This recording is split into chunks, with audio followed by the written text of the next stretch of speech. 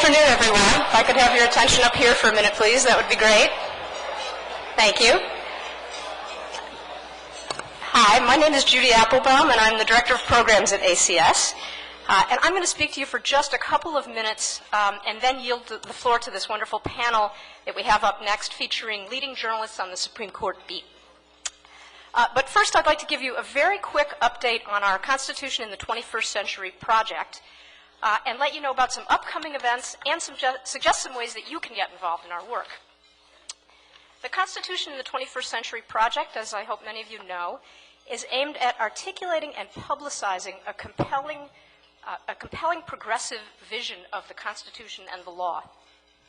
Initiated just 2 years ago, I'm pleased to report that this effort has really taken off. We now have 8 issue groups on a range of topics comprised of scholars, practitioners, activists, many of you, who serve as really the engine of the project. The issue groups have sponsored conferences and symposia, other programs across the country, and developed cutting-edge written work as well. And this year we began publication of 2 new journals, the Harvard Law and Policy Review and Advance, the Journal of the ACS issue groups. We have quite a few major events coming up in the near future. I'm just going to mention a couple of highlights. This fall, we're sponsoring 5 important conferences. In September, we'll be sponsoring one with the Brennan Center for Justice at NYU on building America's freedom and security, our challenge for the next 5 years. In October, we have a conference at Fordham Law School on international law and the Constitution, focusing on human rights. Also in October, we have a conference with the West Virginia College of Law examining labor, race, gender, and other issues in sports. Also in October, we have a conference with the American University College of Law on prosecutorial power, discretion, and accountability. And in November, we'll be sponsoring a conference on wealth inequality with the Center on Poverty, Work, and Opportunity of the UNC College of Law. At the same time, we plan to keep up a steady stream of press briefings, Capitol Hill briefings, and other types of events, all aimed at making sure that progressive voices are heard. Many more white papers are also in the pipeline. These are the articles that we call issue briefs, which offer substantive legal analysis of a legal or policy issue in an easily accessible form. We send these issue briefs out electronically to an ever-expanding readership, including members of the media, policymakers, and others. And we now have our journal Advance as yet another way to disseminate these papers. We're very excited about all of these efforts, as you can imagine, but I need to close with a pitch to all of you, because the effectiveness of this work is really determined by what ACS members and allies put into it. And there are numerous ways to get involved. You can join an issue group, you can send us your ideas, you can come to our events, you can help us organize programs and events on issues you think are critical, you can write for our blog, you can contribute to the Harvard Law and Policy Review, and you can write an issue brief. And I want to underscore that last option. We are always looking for authors of interesting issue briefs. We are finding that these papers are being widely circulated and they're generating positive responses. So if you have something to say and you think it's valuable, say it in an ACS issue brief and let us be your megaphone. But however you choose to do it, the essential point is that you can help advance a progressive vision of the Constitution, law, and public policy. So we encourage you to jump in. And now it's my great privilege to introduce the moderator of our next panel discussion, Tom Goldstein. Tom heads Aiken Gump's Supreme Court practice. He's one of the nation's leading Supreme Court litigators, and he is the moving force behind the must-read SCOTUS blog. Tom, thank you so much for joining us, and the floor is yours. Thank you so much.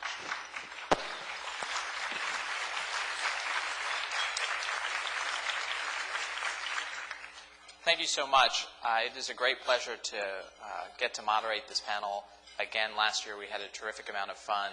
Let me briefly introduce the panelists who really don't need long introductions because you know them very well from their work. Emily Bazelon is a commentator on a variety of issues relating to justice, and including particularly the Supreme Court at Slate. Stuart Taylor is a reporter and commentator both with the National Journal and Newsweek, has written very widely on the court. Linda Greenhouse, of course, is the Supreme Court correspondent for the New York Times, and Pete Williams is the correspondent for justice-related issues, including the Supreme Court for NBC.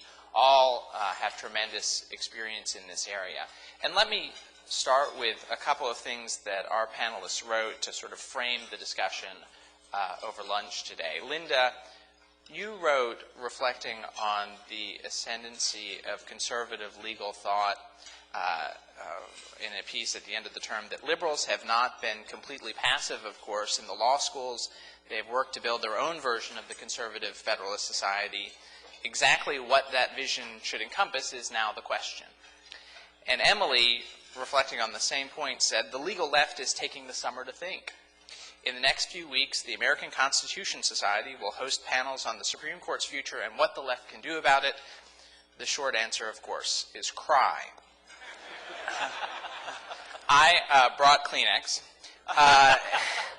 and that's what I'm going to explore with you all, where the Supreme Court is at now, where it's going, and for those with a progressive agenda, what can they do, if anything? So let's start with where the Supreme Court is at and how much it genuinely has shifted to the right. And in this panel, we assume a lot of knowledge on the part of our audience. We're not here to give you case briefs on the Carhart abortion decision or the Louisville and Seattle school cases. We're here to talk substantively about the outcomes, what they mean, and where the court is headed in the future. So, Emily, let me start actually with a panelist from last year. Jan Crawford Greenberg wrote on her blog, Legalities, and blogs are notoriously unreliable, but nonetheless. Some of the liberal commentary on the court since the justices packed up and left town has been almost breathtaking in its over-the-top hysteria. And I just couldn't help reacting that I thought she was talking about you. Tell us, in your view, what has happened since the appointments of John Roberts and Sam Alito with the Supreme Court? Well, I suppose one never likes to be accused of hysteria. But, you know, for me, it was really, in some ways, as simple as looking at the statistics that SCOTUS blog compiles at the end of the term and seeing who was voting with who. You know, there was much made of some internal disputes on certain cases between Justice Scalia and Chief Justice Roberts. But in the end, they were voting together. Alito and Roberts voted together 92% of the time. They each voted with Scalia in the high 80s and with Thomas just below that. And I think we're really seeing a block emerging. It is interesting to think about the way in which the reasoning that the different parts of that block uses is different. But that's really sort of a sideshow. And for the most part, the outcomes of the cases are, you know, in the hands of this side of the court. Linda pointed out in a piece she wrote that there were 19 5-4 decisions this term that were divided along ideological lines. Justice Kennedy went with the conservative 4 in 13 of those cases. And even in the remaining 6, 4 of them had to do with Texas death penalty law. So, you know, purely when you look at the numbers, you see a shift happening. And I personally think that this is only the beginning, although I would love to be proved wrong on that front. Stuart, Jeff Rosen, responding to Emily's last piece on the term, said that she was engaging in self-pity. And so I just wonder where you come out in the debate between Emily being sort of not reflective, self-pitying, and John Roberts being a sort of jackbooted thug. Sort of which of those two you think is accurate? Well,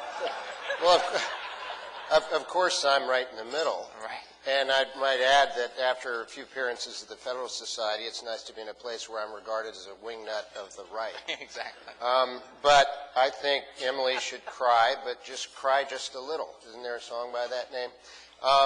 I think there is, I'd say Roberts and Alito did come closer to forming a block with Thomas and Scalia than I had expected, but not all the way. I mean, Scalia trashed. The way he talked about Roberts, you would have thought he was talking about Justice O'Connor. He was pretty nasty. He thought, you know, you guys are wimps. You're not, this is faux judicial modesty. And I think that's real. I think if Roberts was on a trajectory towards overruling those decisions that he didn't quite overrule, Scalia might not have gone after him so ferociously. More importantly, I think Justice Kennedy, this was an atypical term in terms of the menu of cases that was presented to Justice Kennedy.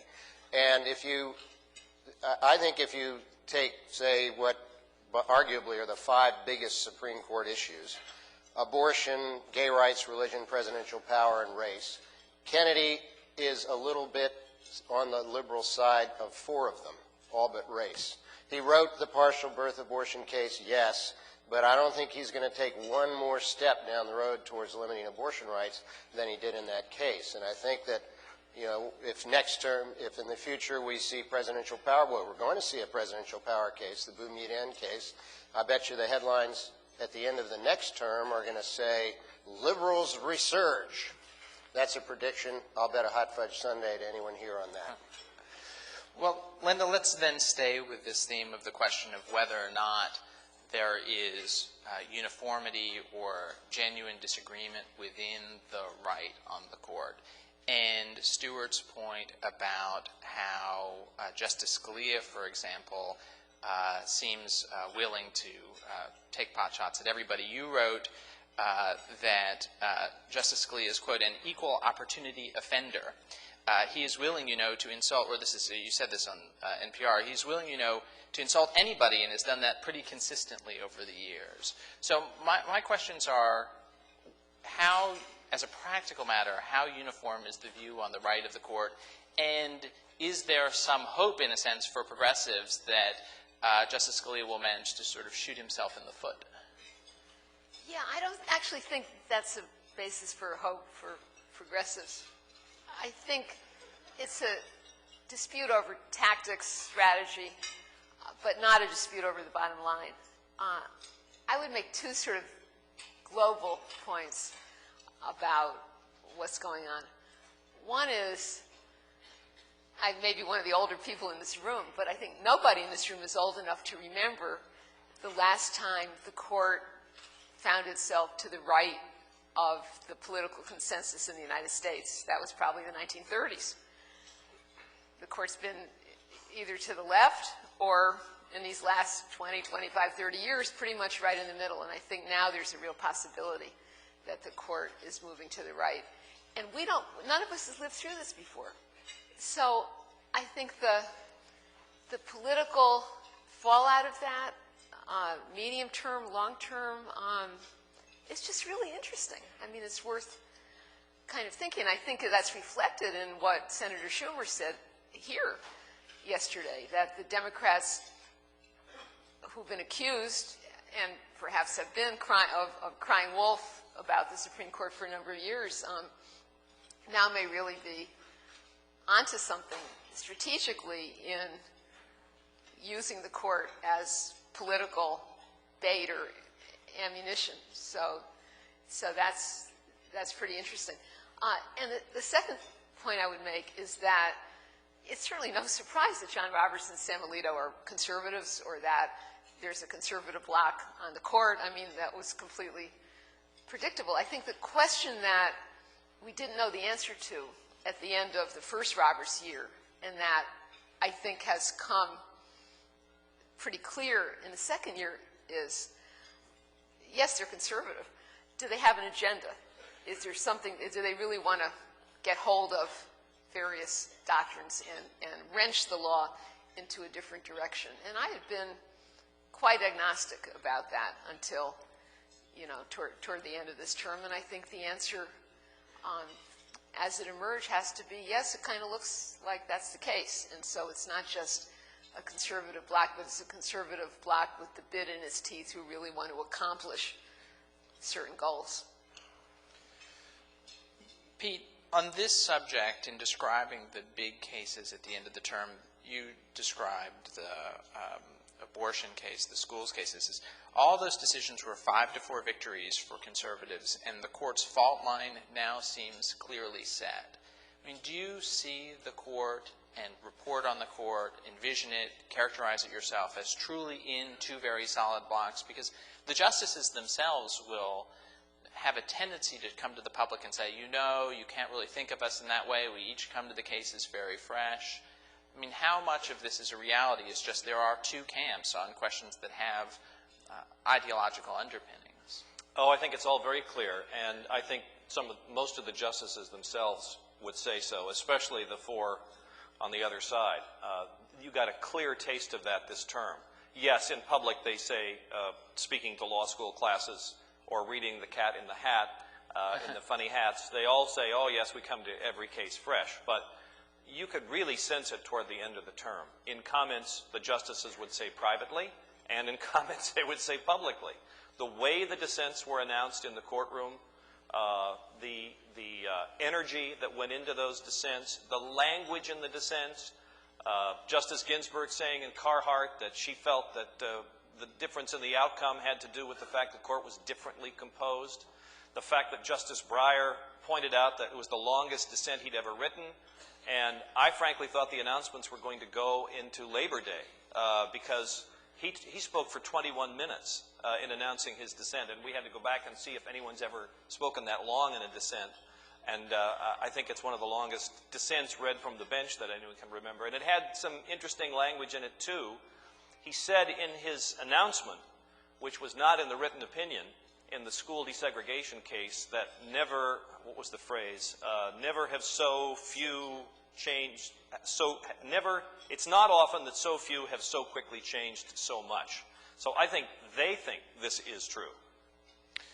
Linda, coming back to you, Pete on that day described sort of the high drama in the courtroom, and a lot of attention has been given to the dissents from the bench.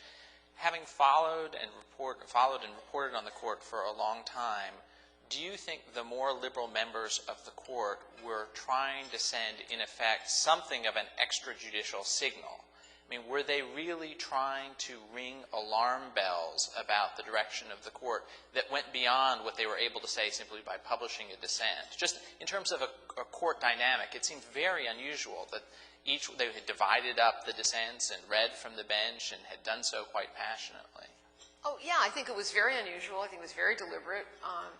They hung together as a block, you know, talk about blocks, so they have a block more than any time in the past. And I think the Breyer line that Pete quoted was very unusual in that it was something he said for public consumption. It wasn't in the written dissent. And we all went back, you know, once we got the bench opinion and went back to read it. Of course, everybody went to look for that line in his 71 or 79, whatever it was, page dissent, and, you know, it wasn't there. So it was almost like a kind of a press release, really. So yes, they're trying to send a signal. Tommy, if I could just add one other thing that I found interesting.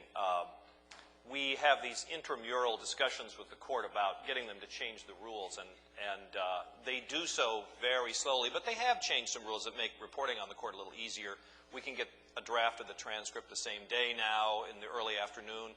In the permanent transcript that comes out, the justice who's speaking is now indicated, and it used to just say the court, and now it says which justice was speaking. But as a broadcaster, it's my duty to try to get them to release more audio. And I was trying to press the court to release the announcements of the decisions in the courtroom. And the feeling one gets in their refusal to do that is, I must say, it never occurred to me that they themselves are really sitting on the edge of their seats when someone is announcing the opinion. Because they've all, you know, gone through the written opinion very carefully, and they've bounced it back and forth, and they've put footnotes in, and they've made fun of each other, and all of that, and so they know what the written opinion is going to say. But when the opinion is announced, I thought they were all just, you know, thinking about what they were going to do that afternoon. Apparently, they are really listening very carefully, and it's a very sensitive thing. Stuart, I'd love for your reaction to this question of how much you think the liberals are trying to draw attention to what's going on at the court, whether you think it's unduly alarmist, and in general, whether you agree that the newest members of the court are somewhat agenda-driven. Now, not in the sense of sort of a personal agenda, but they have a vision for the law that's very strong. They view that the current jurisprudence is wrong and needs to be corrected. or whether you actually think that John Roberts and Sam Alito actually have a much more truly modest vision of where to go. Start with the second question. I think it does appear that they have an agenda, again, not necessarily in a pejorative sense, on some issues. Whether it's going to be across the board is a very different question. On racial categories, the aggressiveness of the opinion in the Seattle-Louisville racial integration case, I really thought the plurality opinion by Justice Roberts took some liberties with precedent and worked pretty hard to try and push in a colorblind direction. I also felt that the liberals' dissent took some liberties with precedent to try and open the door wide. I'm not sure either side is pure on this matter of respecting precedent. In fact, I'm sure neither side is pure. And also on campaign finance. That was a pretty aggressive cutback on campaign finance. But on abortion, I'd be surprised to see any move by the new justices to overrule Roe versus Wade in any broad and significant way to narrow abortion rights. I may be wrong, but I'd be surprised. And it remains to be seen whether there are other issues. I think, every justice has his menu of issues he cares about or she cares about with particular passion. As to whether the liberals are unduly alarmist, I think yes and no. I think they were struck and some were surprised by how solid the four-justice liberal conservative bloc seemed to be. On the other hand, I think the stakes on, for example, the Seattle-Louisville case were considerably lower than you would have thought from the tone of the dissents. It's not going to be very hard, in my view, for school districts that want to have integration programs to do so after this opinion. You can try and fit within the folds of the Kennedy opinion, for example, which is the controlling opinion. More particularly, a program of racial integration based on social class or income, school lunch program eligibility, that sort of thing, would be legally unassailable and would do a lot of the same things as the programs that were struck down. But that was not a foregone conclusion given the plurality. That's only because of Kennedy. And I think two things were going on in the dissent in that case. I think Breyer was extremely provoked that he couldn't get Kennedy to recede from his position on the sort of pragmatic impact of the alternatives that Kennedy outlined. That was one thing. But the thrust of the dissent is aimed at what the Chief Justice crafted to be, and certainly hoped would be, a majority opinion that I think is about as broad as one could get in just ruling out any consideration of race. I just want to pick up on what Linda said, because I was very struck when Breyer was announcing his dissent that he publicly ridiculed Justice Kennedy's position. He said, well, let's look at some of the alternatives people say. You could build new schools. Well, there hasn't been a new school built in Seattle in 20 years. That's ridiculous. It was quite aggressive. Linda, do you have the sense, or does anyone have the sense, that Kennedy originally signed on to the Roberts opinion and then decided to write separately because, for whatever reason, including perhaps the dissent? Or do you think he was always out there? Well, I never like to pretend to know more than I know, and I don't know. But just from the structure of it, it seemed to me that Kennedy was never with either camp, and that the 6 or 7 months between argument and decision were a battle for his mind and vote. On the question of the agenda, let me just open one subject that we might otherwise overlook, which is standing, which is access to courts. And I think that's a kind of canary in the mine in terms of the agenda of this group. And I think a really key moment and easily overlooked was the Chief Justice's dissent in Massachusetts against EPA, the global warming case. He dissented on the key threshold issue of whether the state of Massachusetts had standing to bring this lawsuit. Okay, one could argue that because the court had not before given special standing status to states as states. That was new law that Justice Stevens announced in that case. But it was the actual tone and words of the Chief's dissent that kind of show you what's afoot. He said, scrap is back. This is the recrudescence of scrap. So scrap, what was scrap? You all, some of you were too young to remember scrap, but that was the sort of high watermark of standing in environmental or public policy cases, from the 70s. In fact, from the era in which John Roberts came into William Rehnquist's chambers to be his law clerk, and it was a battle that was really hot then and had kind of receded, and it just had the sense that the Chief Justice's view of this matter was formed at a very young age, and he really learned at his master's knee, and here's something that he lost this particular battle, but as is clear from the Hine, the freedom from religion, Flast against Cohn, taxpayer standing case. I mean, that's not going away, and and the other access to court issues, some of them seemingly rather petty. What was the name of that case? Bowles against Russell, I guess, where the court overturned 2 precedents in order to say that, this guy was out of court because he filed his notice of appeal 1 day early, according to what the judge had told him, but 3 days late, according to what the statute said. They went out of their way to grant that case and overturn 2 precedents in the course of deciding it against the plaintiff, appellant. So I think we really have to use these standing cases as a marker for the goals and the achievement toward those goals of the conservative majority. I agree with you, and I think the standing doctrine is a good example of what gives me pause about Stewart's prediction and pointing out the differences that we're seeing in this right bloc. I think you're right. Roberts and Alito are not up for just summarily overturning precedent right and left. But I also think that Roberts in particular, he thinks he has some time. I mean, these guys are going to be in control for a while, presumably. And it seems to me a much sort of better way to proceed is to do it incrementally.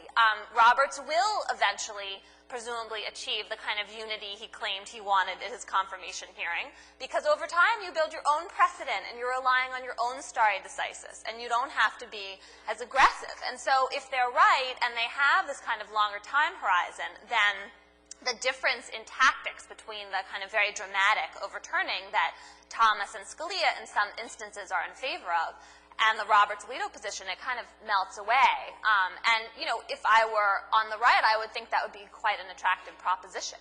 And we may very well see exceptions to that. I think, I hope that, and I would like to think that Stewart is right about the national security case that were like Boumediene and Al-Odo when they come down next year. But I think the reason that there may be differences is Justice Kennedy. And in terms of thinking about, the legal landscape more broadly, it gives me pause to think that it's all hanging on Justice Kennedy.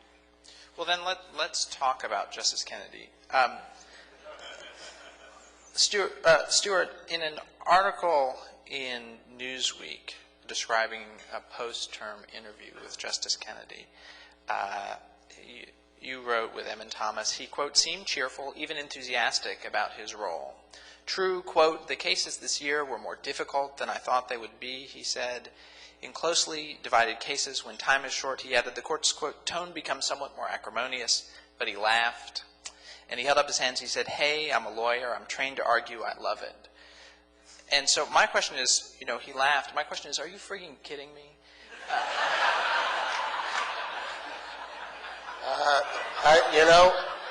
I didn't have it taped, but he laughed a lot during the interview. He has a little bit of a nervous laugh trait to him when he's during an interview.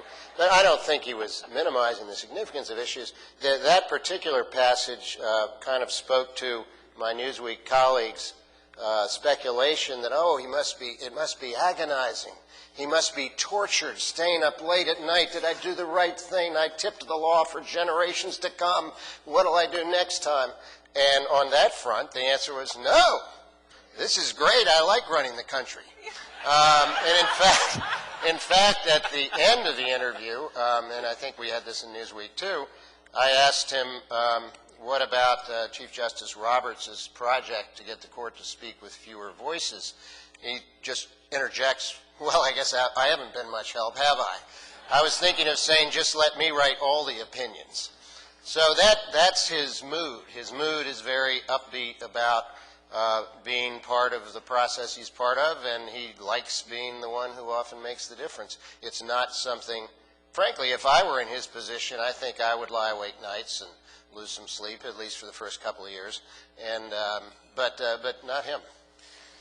So, Linda, on this idea that Kennedy is large and in charge, that you wrote in the New York Times that this was the term, quote, that conservatives had long yearned for and that liberals feared. Steve Calabrese, one of the founders of the Federalist Society, in exchange that's now posted on their website, expresses actually some substantial disappointment that the court is still really constrained by Justice Kennedy, that he doesn't really agree with the principles of conservatives, that there's an enormous amount of work to get done, and that he's a substantial limitation on their ability to accomplish things. So on the one hand, you say that the court that conservatives want is here, and then a leading conservative says, no, that's true, and I just wonder why you think he's a liar. No, I do not think Steve Calabrese is a liar. I think he may be reflecting a sense of a different time frame, and this is partly in response to a comment that Emily made a few minutes ago, where she said, you know, Roberts has a long time. I mean, yes and no. It could be that this is the best it's going to be for him.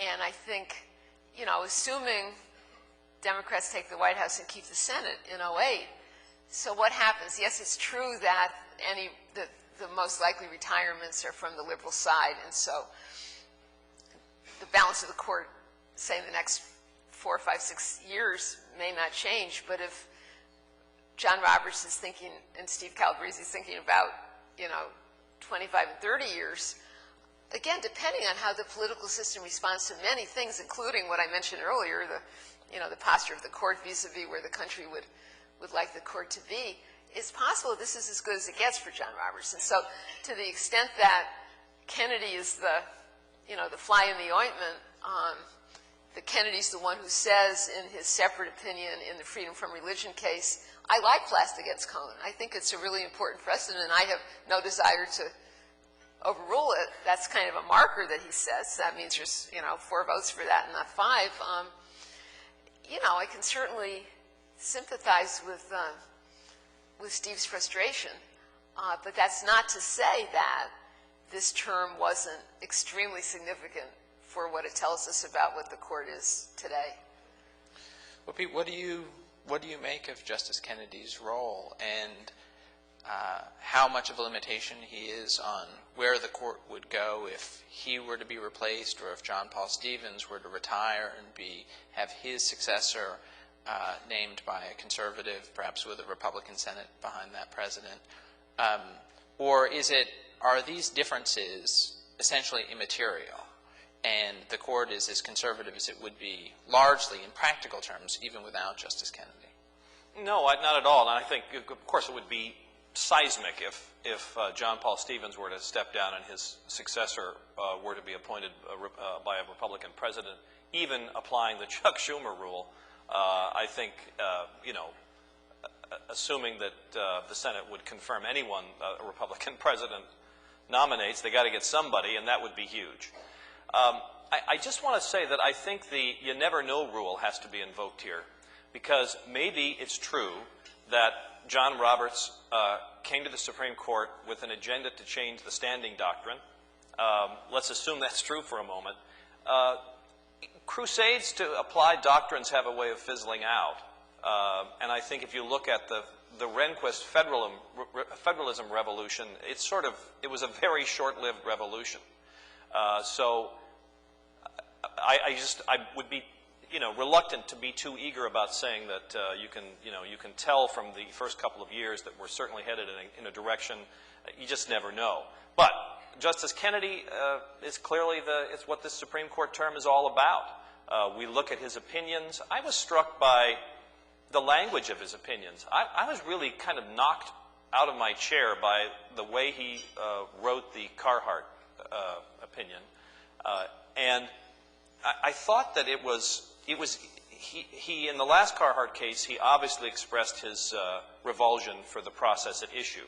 But this time, I really thought that parts of his opinion read sort of like a pamphlet that you would see someone handing out in front of an abortion clinic who's opposed to abortion. There's that, he goes out of his way to cite a nurse's observation of the process being performed, and he quotes it at length in his opinion. And it's very incendiary language. The nurse uses the term about his little hand, the baby's little hand clutching and unclutching and his little feet kicking. And then Justice Kennedy says there can be no stronger sort of indication of human relations than a mother's love for the child. And just imagine the turmoil they go through, and then imagine that woman's frame of mind after she finds out what the doctor did. It was striking. And so, yes, I think his importance is huge. Obviously, what we're talking about here, we've not any of us said it, so I might as well be the one to state the obvious. We're talking about the fact that with him as the swing vote, he tends to vote with the conservatives much more so than Sandra Day O'Connor did when she was the swing vote, and that's turned out to be critical. I just want to pick up a little bit on and elaborate on the points you were making about Carhart. You know, one of the passages Pete was just talking about, referring to women and their experience of abortion and the possibility that they're going to regret abortion. This is an old idea. It's been around really since right after Roe, but it's never been a mainstream idea. It's been, even in the pro-life movement, a kind of fringe idea of, you know, a few men and some women saying that, you know, abortion essentially ruined their lives. But there's been this long-standing effort over the last few years to collect affidavits from women, and there now are a couple of thousand of these affidavits from women. And if you read through them, you know, they say that abortion is at the root of drug addiction and suicide attempts. I mean, they've really made it the kind of foundational moment of the troubles of their lives. And I was writing about this last winter, and it just seemed to me that, you know, it was really interesting culturally and socially, but legally it just didn't have any valence. And all of a sudden, reading Gonzalez versus Carhart, there it is. Their affidavit is cited. And suddenly they are part of mainstream Supreme Court law. And we are going to see that provision of Carhart play out in other Court of Appeals decisions, even including this summer. There's a decision coming out soon from the 8th Circuit about an informed consent statute in South Dakota, which would require doctors to make statements about abortion that some of them, that there is not sound scientific support for, including the idea that there's an increased, that there's a link between abortion and increased rates of suicide, that there's not good medical evidence, but the state of South Dakota wants to require that doctors would make that point. They want patients to sign that they've understood it. And the 8th Circuit panel opinion, which granted a temporary injunction and said the statute could not go into effect, is now has gone up for en banc review, and we're waiting for that en banc opinion to come down. And so whatever Kennedy ends up doing with Roe, and I find that very hard to predict, I think abortion law is changing in ways that are going to matter to women on the ground. It's going to happen. Three quick points. First, I think it's not that hard to predict what Kennedy's going to do about Roe. I think he used some dramatic language, some language that was offensive to a lot of people, yes. But I think if you read his opinion, he thinks everything he's done is consistent with Carhart, and he's not, I think... Casey, you mean? Casey, yes. And I think he's not projecting a vector towards, okay, I'm going to start chipping away in all sorts of ways, and this bit about women regretting it is my cornerstone. I think that's his moralizing. I don't think it's his agenda. Number two, dramatic language can be misleading. I think it was in the Fullilove case in 1980 that Justice Stevens compared racial classifications, in that case contracting, to the Nazi racial classification system. You might have thought reading that, boy, this guy's going to really be voting down every affirmative action program that comes along, when quite the opposite has turned out to be the truth. And number three, I wouldn't hold my breath for the popular backlash against this court in terms of are they to the right of the public consensus. On abortion, the mainstream Supreme Court case law, I think, is considerably to the left of the public consensus and will remain there if you look at polls as to what people, when people think abortion should be allowed or not. And on race, I think it's certainly not to the right of the public consensus and probably somewhat to the left still. Even the Roberts positions on those issues so far, I think, aren't the stuff of these guys are out of tune with public. Whatever else you like, whether you like it or not, I don't think they're putting themselves out of sync with public opinion on issues as to which there is measurable public opinion. Linda, sticking with abortion, you have said, in reacting to the Kennedy opinion, that you remained of the view that he was not ready to overrule Roe versus. Sorry. Say that again? That you were not. That Kennedy was not on board with overruling Roe v. Wade, but that, quote, this is a court that is now narrowly but quite decidedly more receptive to government limitations on access to abortion. So how many things that had been taken as a given would be unconstitutional when Sandra Day O'Connor was on the court in the context of abortion, now do you think are regarded as lawful by this new majority, with Justice Kennedy being the limitation perhaps on overruling Roe versus Wade? How far has the court moved on abortion? And do you think that Justice Kennedy himself has moved, perhaps not moved to the point of overruling Roe v. Wade, but moved from the sentiment of Casey? Well, I don't think he would repudiate his vote in Casey. I think that's completely not in the cards. But I think, Emily outlined a few of the kinds of issues that are moving in the pipeline, and I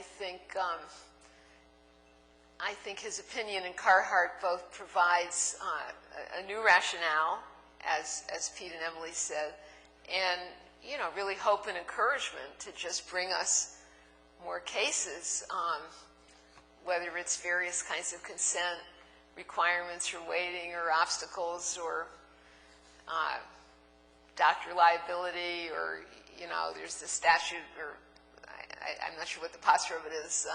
It makes it a crime to cross state lines for the purpose of an abortion. The court dodged a bullet in the Ayotte case in the first Roberts term on notice for minors' abortions, the necessity for a health exception. Now, since the court in Carhart seems to have receded from the idea of a health exception as a bedrock requirement, that'll come back in the teenage abortion issue. It's interesting that, in terms of whether the courts to the right or left of the country on abortion, that the New Hampshire legislature has just repealed the parental notice law that was at issue in Ayotte, and the governor signed the repeal, so that's no longer on the books. So anyways, it's a kind of a mixed bag, but I think there will be a measurable response in the real world to what the court did in Carhart. But then what happens when those cases get to the Supreme Court? Well, I think, a good number of restrictions, obstacles that Justice O'Connor might have, not necessarily, might have found impermissible under her undue burden. What's an undue burden? It's a burden that seems undue to 5 justices, really. I mean, there's not an objective measure of it. So, we're dealing at the kind of interstices of this issue. One question that wasn't resolved in the Ayotte case that a lot of abortion opponents hoped would be, and I guess is still hanging out there, is this whole question of whether you can strike down a statute before it goes into application, an abortion restriction before it goes into application, or whether you have to actually wait for a case of someone who's in a health emergency and then try to litigate it. And that may be where the attention shifts now. It didn't work last time because the court sliced that one extremely thinly and sort of said, we're not going there now. But that's something that was raised again in the Carhart case this term, and the court so far hasn't been very willing to embrace it, but who knows? That may be a next battleground. Well, sticking with at least the opinions in Carhart, we've talked a lot about Justice Kennedy, but this is an opportunity to talk perhaps about Justice Ginsburg. Pete reported when the dissent was issued in Carhart and in the wake of the Ledbetter decision that Justice Ginsburg had upped the voltage in her dissents. And Linda, you wrote about how Justice Ginsburg, quote, had found her voice and used it. And I wonder whether we are observing the emergence of another leading progressive voice, whether you think this is just a coincidence of the nature of the cases that were before the court. I mean, where is the intellectual leadership on the left in the Supreme Court? Is it John Paul Stevens? Is it Ruth Bader Ginsburg emerging? Is it Steve Breyer, David Souter? Where, if all of the ideas are coming from the right, as some say, you know, who is it that's pushing back inside the building from the left? Well, certainly until this term, and even into this term, if you look at the Massachusetts against EPA case, and I'm sure there were one or two others this term, but Justice Stevens really proved himself to be quite masterful at tactically assigning opinions, and you know, at least my theory of what happened on the very last day of the term when they surprisingly granted rehearing to the petitions in Boumediene and Alota, and I don't have any inside knowledge of this, so maybe I'm completely wrong, but my reading of it was that that was a triumph of John Paul Stevens in kind of laying in wait for the right moment to persuade Justice Kennedy to come on board this enterprise. So you could certainly say that Stevens is the field marshal of the liberals. Intellectually, and not to take anything away from Stevens, I think he's incredibly smart, but in terms of the sort of intellectual energy and looking at the enterprise as an enterprise, I think you'd have to say it's Breyer right now, that he really sees himself as holding and wanting to project a very particular constitutional vision in his book and his writings and so on.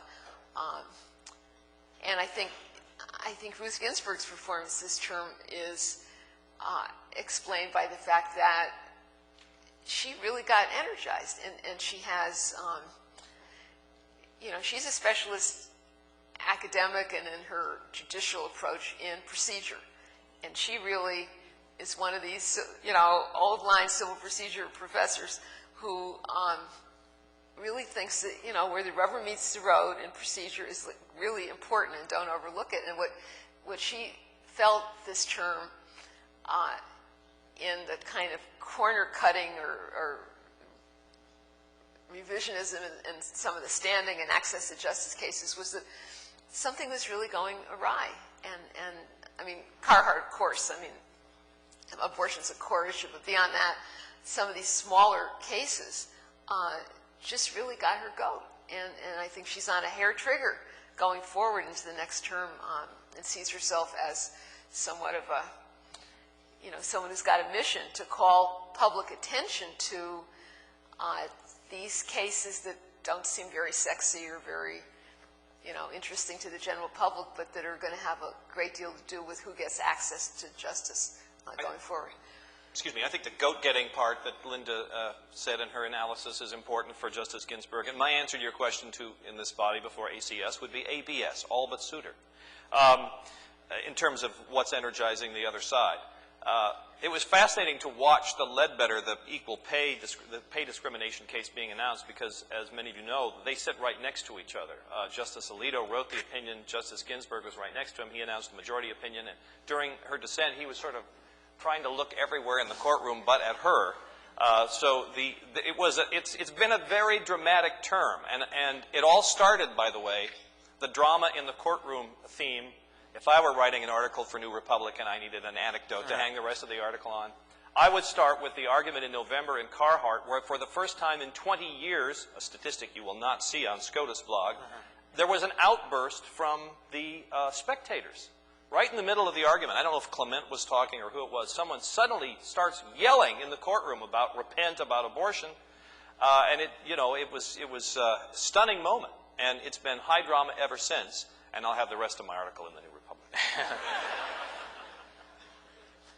I agree generally as to leadership with two caveats. One, I think one reason Justice Stevens has stood so large is he's the senior justice in the majority whenever the liberal side wins a polarized case, and so he can deal. He can decide who's going to write the opinion. Number two, I don't think any of the justices have a great deal of influence on any of the others. I think when they do theatrics and histrionics in the courtroom, it's not really to influence one another. It's to send a message to the world for whatever reason. Are they trying to get Democrats mobilized for the next election? Who knows what the reason is, or they're just expressing their feelings. But on the Ledbetter case, I really thought Justice Ginsburg's dramatic denunciation was quite out of place. It was a statutory case. I thought the arguments from precedent for what the majority did in saying, no, we're not going to suspend the statute of limitations in equal pay cases. We're not going to establish a regime where you can sit on your equal pay complaint for 20 years before you bring it and then collect 20 years back pay and punitive damages too, was strong. And by the way, Lilly Ledbetter had known about her pay disparity for at least 6 years before she filed a lawsuit on her way out, and she could have proceeded with an Equal Pay Act lawsuit had she chosen. She abandoned that at the lower court stage, perhaps because there's no punitive damages. So the idea that this is a huge setback for civil rights or part of a huge agenda on the part of the conservatives on the court just struck me as unsustainable. One of the things that interested me about Ledbetter was the difference of not having Chief Justice Rehnquist on the court. And I'm not someone who, felt terribly sorry to have him leave the court. But on the other hand, if you think back to the Family Medical Leave Act case, which I think is a 2000 case, Ginsburg, I assume, or someone, was able to convince him that in a kind of realist way, if you think about what people's lives are like, that they need Family and Medical Leave Act protection, that you wanted to have a decision which understood the idea that if you didn't have protection for everyone, then women would be affected more specifically because employers would assume that women were the ones taking the leave. And Rehnquist seemed to sort of get all of that in his opinion, which I thought was quite striking. And then in Ledbetter, with all due respect, you have the situation where you're being told that this harm that was continuing doesn't count as a harm anymore somehow because you didn't cut it off early enough. You should have known earlier. And it seemed to me that in a kind of real on-the-ground way, the way that people experience pay discrimination often, it goes on and you don't know about it, or it's very uncomfortable to ask your colleagues how much. I don't ask those questions of my colleagues. It made a lot of sense to me that that could go on for a long time and that the continuing harm could have been treated as a harm. And I could imagine a universe in which Rehnquist would have gotten that in a way that Alito didn't. And it felt to me, and maybe this will seem sort of alarmist and hysterical to you in the Ginsburgian way, but it felt to me like Justice Alito was sort of, I'm not declaring war on women, but declaring war on the civil rights statutes in some ways, and the notion of having these very entrenched protections against employment discrimination. And so perhaps that explains the degree of Ginsburg's distress. Just one footnote to that. Lilly Ledbetter could have argued that I didn't have notice of that I was a victim of pay discrimination until lately, and therefore there ought to be a notice rule tolling the statute of limitations back to when I learned about it. It's not reasonable. And the reason she didn't argue that is that she did have notice. The whole idea that Lilly Ledbetter was a victim of not having notice is completely at odds with the record in the case. Nor, I submit, did the Alito opinion rule out the possibility of, in a future case where somebody does make a compelling showing that she didn't have notice that she was a victim of pay and therefore you ought to toll the statute of limitations.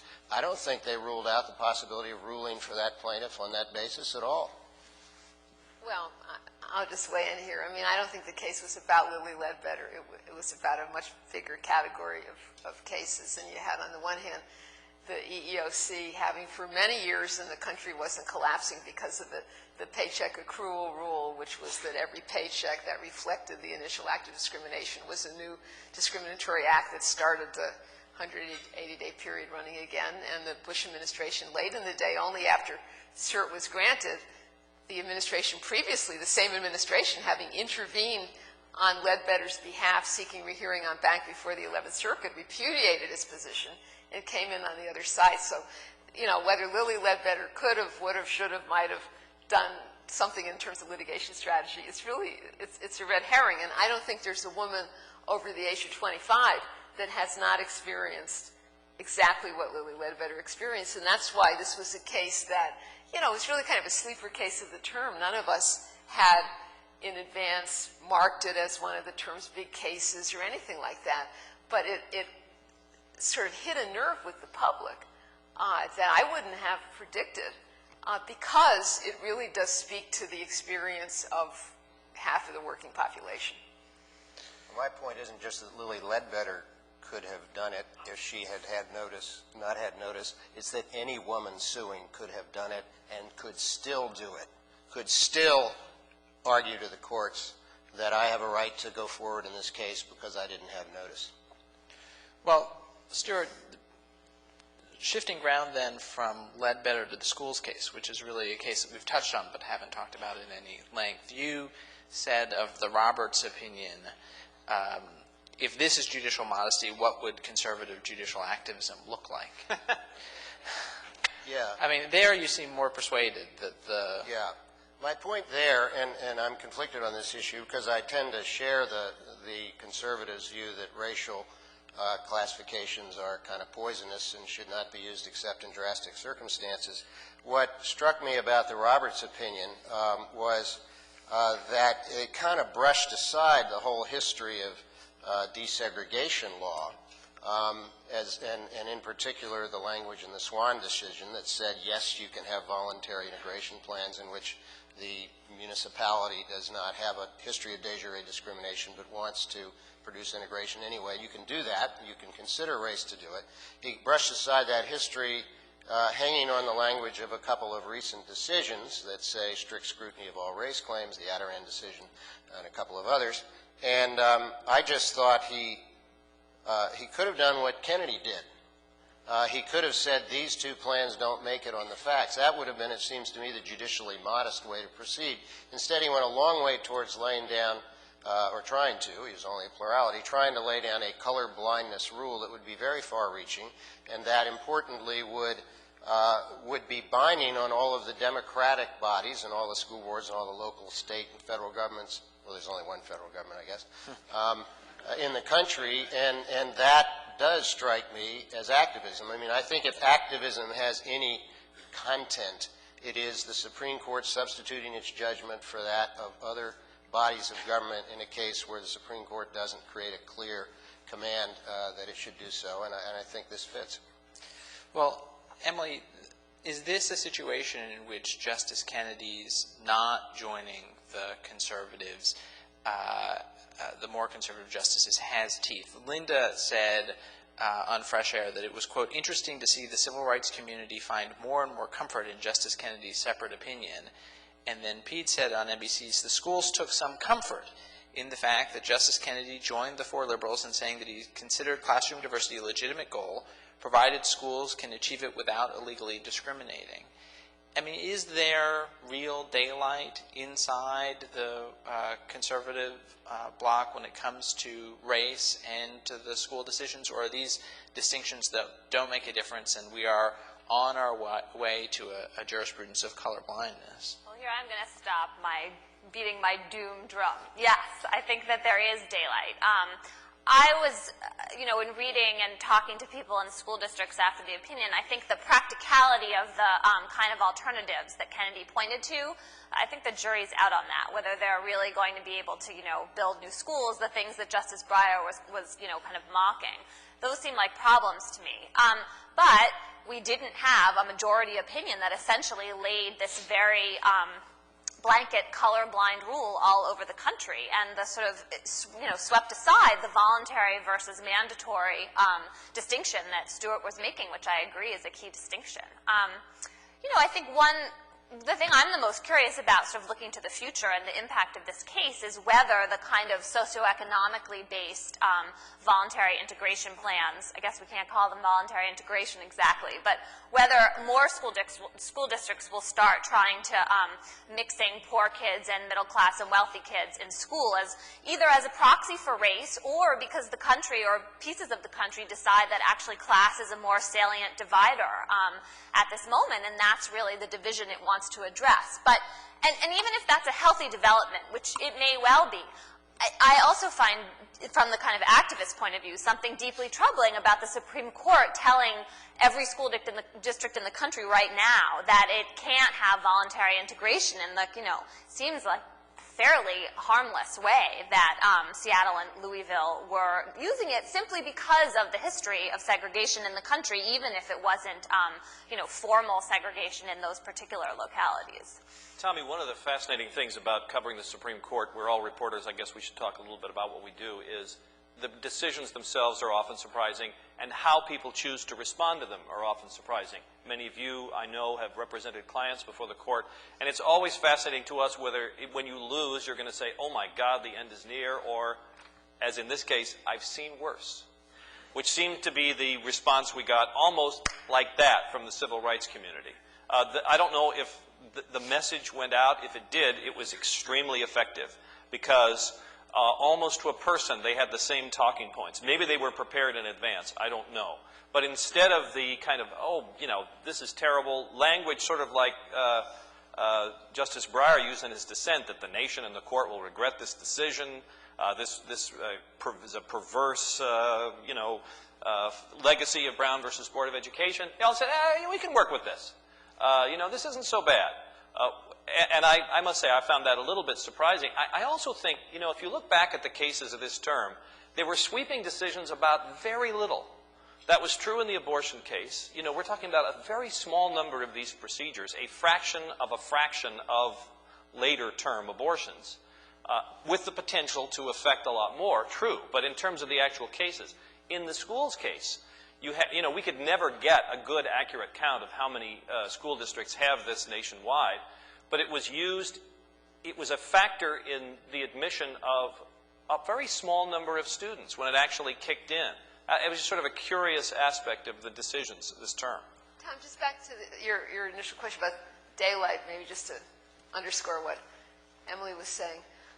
I think there was a difference between the plurality and Justice Kennedy at quite a high theoretical level, actually, because where they departed was really at the threshold on the question of, is there a compelling state interest?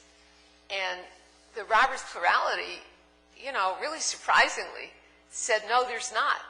And why isn't there? Well, because Louisville has been declared unitary. I mean, excuse me, Louisville, let's not get into it, but, we erase all the history of whatever might have happened in the state of Kentucky, until 7 years ago when their school district was declared unitary, and Seattle never had a problem. I mean, that's obviously not true. So, no compelling interest. Kennedy says, yes, there's a compelling interest, but these measures are not narrowly tailored sufficiently to serve that interest. And so I think that was the source of Breyer's extreme frustration with Kennedy, because he had him most of the way. He just had to persuade him on the narrowly tailored. That's a factual matter. And, and Breyer, who likes to think he can persuade anybody of anything, and, in his previous life could, was just, writhing in frustration that he couldn't get Kennedy there. But that was the basic difference, and it's a major one. 2 points quickly on that. One, I think that one reason he couldn't get Kennedy there was that the Seattle program, viewed up close, was really pretty ugly and hard to defend. I'll elaborate on that if you'd like. Also, I want to emphasize one aspect of what Emily said about alternatives. The class-based alternative to voluntary race-based integration was not, as I recall, mentioned by anyone on the court, including Kennedy. I think that if you look at doctrine, it's hard to, I'm not sure you'd get a single vote to strike down a class-based program, and I'm quite sure you wouldn't get a majority. So the question is, why isn't anybody talking about that except Richard Collenberg, who's been talking about it in the wilderness for years? He wrote our piece for Slate the next day. And I have a couple of theories on that too, but I'll keep them to myself unless you want to hear them. Well, I do, but maybe later. I do too. Only because we have about 5 minutes left. The thing that strikes me about Pete's point that these are arguably sweeping decisions about, on their facts, relatively small, relatively narrow questions. And the points that we've made about, okay, for progressives, maybe everything's not all that awful, is that nonetheless this is all an entirely defensive conversation about the direction of the law and jurisprudence. And so I want to, before we end, talk about that for a second. I mean, Linda, you wrote in the New York Times, as the defensive effort became all-consuming, the energy and vision that had animated liberal legal scholarship shriveled to the point that it has been decades since anyone has returned to the ideas that came close to fruition in the Supreme Court in the 1960s, enshrining equal education as a fundamental right or making the alleviation of poverty a constitutional imperative, seem like leftover fantasies from a bygone era. And so I just wondered about the panel's view of where the Supreme Court and where the law does genuinely go from here. It's obviously hard to predict who will be the president, who will the nominees be, but have the basic rules of the game changed so fundamentally that that is not just a bygone but a lost era? Or is there the genuine prospect of the emergence of a true vision of progressive legal thought that takes hold in the court and the country? And so I'd love all of your thoughts on that question. Boy, that's way beyond my pay grade as I look to this group. I mean, it is kind of remarkable, the trajectory of the last 40 years. I'm doing some work as an extracurricular project on a couple of old cases, San Antonio against Rodriguez and Plyler against Doe, equal protection cases. And it's just really interesting that the discourse of those days just isn't heard within, I say within the 500 miles between Harvard Square and the Supreme Court. Well, that's encouraging. Emily? I feel more hopeful. I've been reading different academic papers lately. This started with Justice Breyer's book 2 years ago. He published this book, Active Liberty. It doesn't obviously start there. It's a long-standing academic project to kind of anchor the vision of the left in the law with principles that are sturdy enough to really match up to Justice Scalia's version of originalism, which seems to be so easy to grasp, even if it's applied very selectively. And so, Breyer's book is there, and there are lots of other people out there in the academy who are really grappling with these questions and, having a really good argument about, okay, should liberals go and reclaim originalism themselves? Because if you look at the original intent of the 14th Amendment, it looks pretty good from a liberal point of view. Or no, is that granting, Scalia far more ground than we want to, and should we really be trying to talk about living constitutionalism and, why the 20th century huge watershed laws like the civil rights laws are the equivalent of constitutional amendments. There is a really healthy discourse going on about that, and I think that if the left has a chance to kind of recapture the imagination of the country, which is always so hard with these issues because they're complicated and people outside of this room have a limited appetite for all of this theoretical stuff. But if that's going to happen, it's going to be because there are some really inspiring ideas that bubble up and then, really kind of affect and permeate the public discourse. And that is something that liberals can do even as they despair or, maybe are not as distressed by the Supreme Court as they feel right now, because it's something they can do when they're out of power. And of course, we watched conservatives do this very effectively over the last few decades when they were having their turn in the wilderness. So, to the extent that being out of power pushes forward people's ideas and gives them a sense of urgency, then that is a good thing. I think what the Federalist Society, if it were on mine, would say, one vote. We're one vote from catastrophe. If Hillary Clinton or Obama or whoever wins the presidency, George Soros gives Justice Kennedy $1 billion to retire and establish a foundation for the protection of women who want abortions. You get Emily here appointed to the court, bang, we're off to the races. I hope to see it, actually, because it'll be exciting. Pete, any concluding thoughts? The definitive answer is who knows, and it depends. Who knows in the sense that, as much as the huge issues this term, 33% were decided by 5-4 votes? It's still a very different court that decided the global warming case as opposed to the biggest surprise to me, the case that no one's discussed today. I'd like to be the one who brings it up, the high-speed chase case, which was 7-1, with only Justice Stevens thinking it was wrong for the policeman to knock that kid off the highway at 90 miles an hour when he'd never done that. The policeman had never tried that before. And the other thing is, I think we tend to stand here right now and say that this is all, sort of gelling, and it could change again very quickly. I do think this, every year someone says on one of the Yellathon shows on cable, this is the year the Supreme Court will be a huge election issue. Maybe this is the year the Supreme Court will be a huge election issue. All right. Please join me in thanking the panelists, and thank you all very much.